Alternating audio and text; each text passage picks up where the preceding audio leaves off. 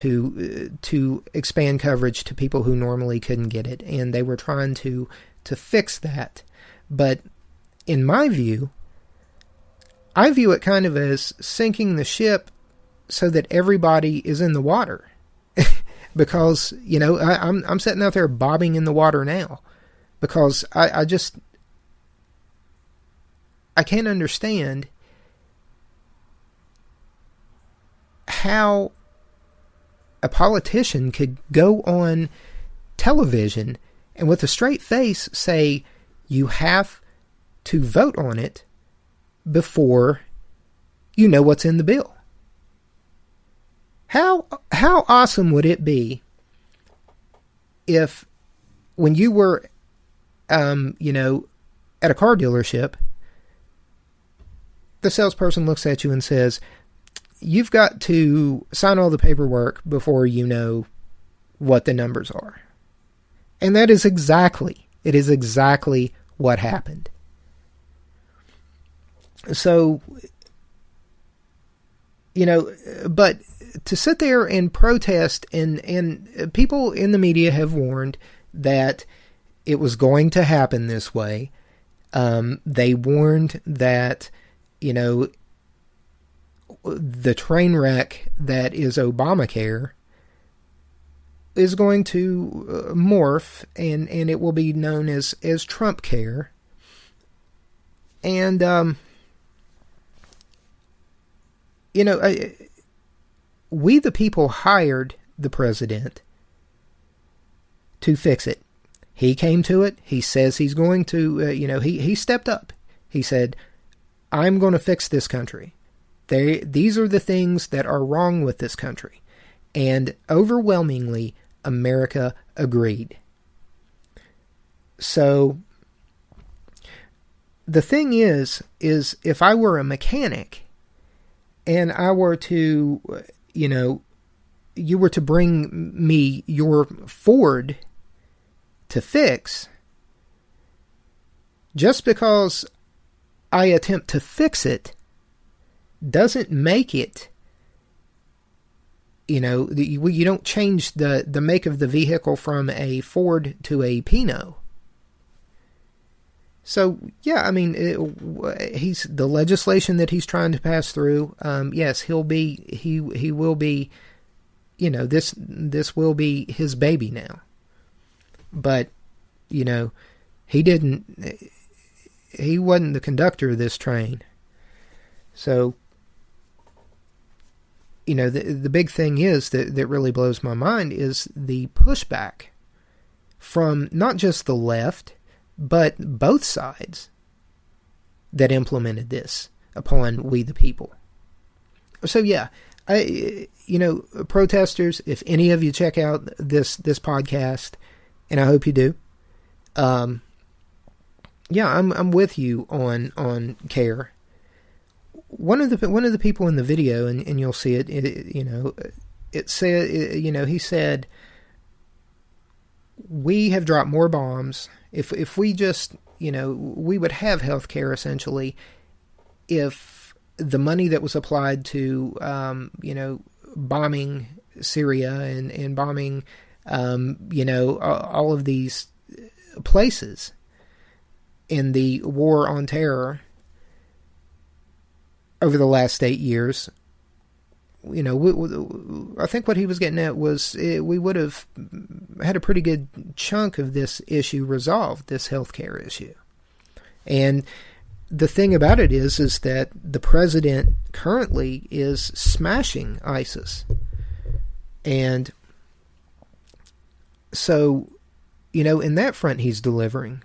So, yeah, maybe he's trying to spend less money on bombs by eliminating the need for them. But, another guy asked me, well, if, he made an allegory as to, would I not try to put out the fire if my house was on fire, referring to healthcare. And I said, well, I did attempt to put out the fire. I voted for the right man, in 2016.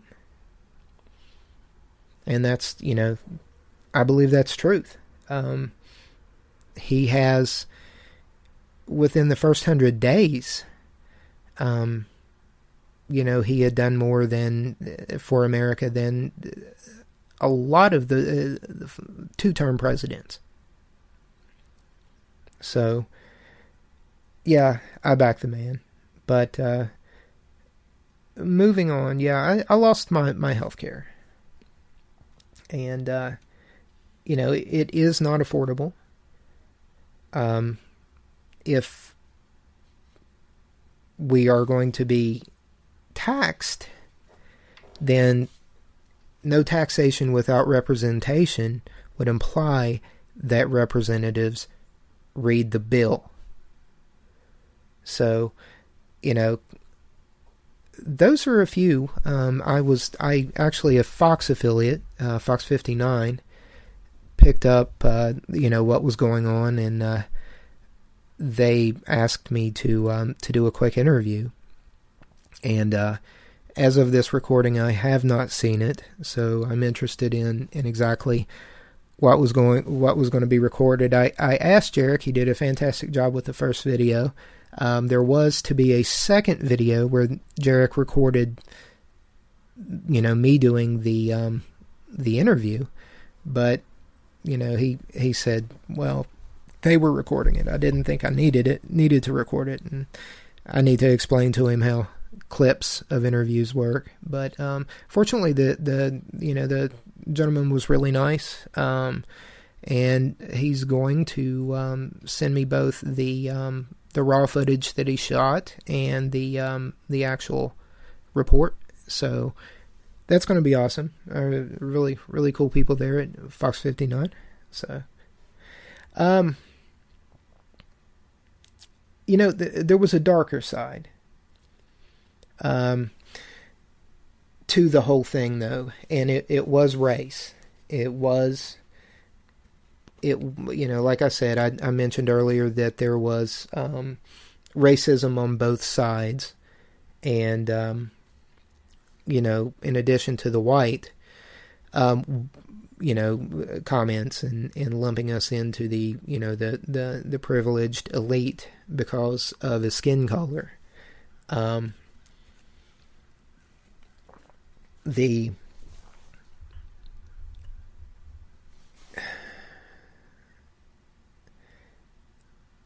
During the interview,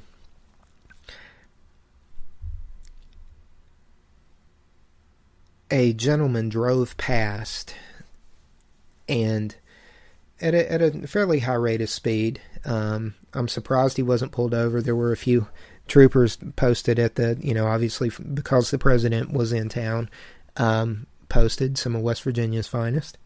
And, I don't know if it's just being where they need to be and not leaving there just to ensure, security. But for whatever reason, a gentleman drove past while I was doing the interview, and I'm almost certain that this is going to be part of the interview. Gentleman drives past, and he basically manages to drop the F-bomb and the N-word at a high rate of speed as he's going past the protesters.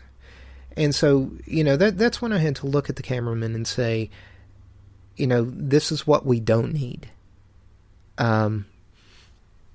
So while the protesters lumped all Caucasians into the quote-unquote privileged class, it's not true, and it divides us. That it's a wedge. This passerby, when he drove past and cursed at the protesters, I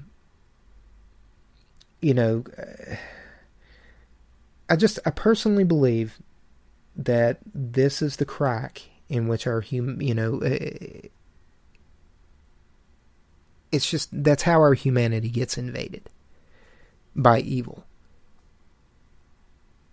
This hate that racism breeds It's the wedge by which, once that crack is hammered into, and that wedge drives deeper and deeper, it rips us apart at the seams. And we can't afford to do that. We can't afford to become a Venezuela.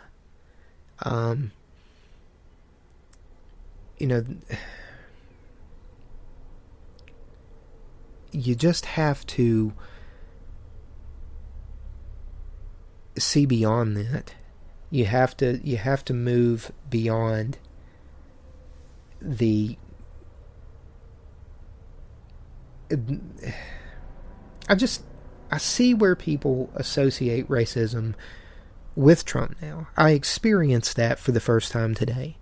But the president didn't say that. I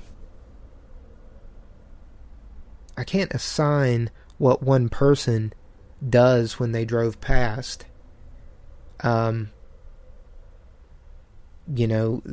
can't put that on a political affiliation. Especially when the president is a person who is known for purchasing, good old boy, whites only golf courses and opening them up, making them more diverse. Especially when the man has received awards from, the black community. So, anyway, it was a positive thing, though, overall.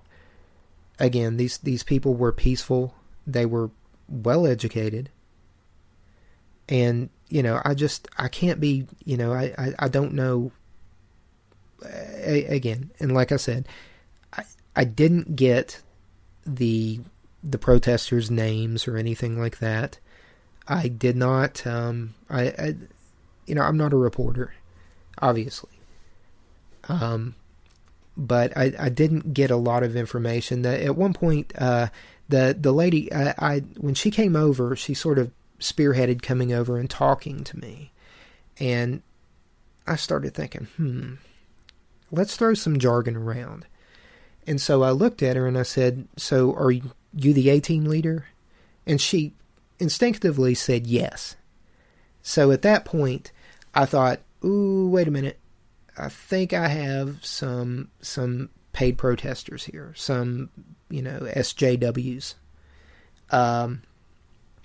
But it's at a point after that, she sort of backed out and stated that everybody was there because they believed that they wanted to be, they believed in what they were there for, not because they were being paid $15 an hour by a Soros-backed foundation. So they were, they seemed like they were decent people. But, it's a lie. It's a false perception that, the president or his supporters have anything to do with racism. And so, maybe it's time I need to move past the paradigm of seeing people as right or left, Republican or Democrat. Maybe I need to take the filter down to its barest, most essential element. And that would be, when I look at these people, when I'm exposed to these people, does my spirit go, ah, ah, ah? Because if it does, then they're evil.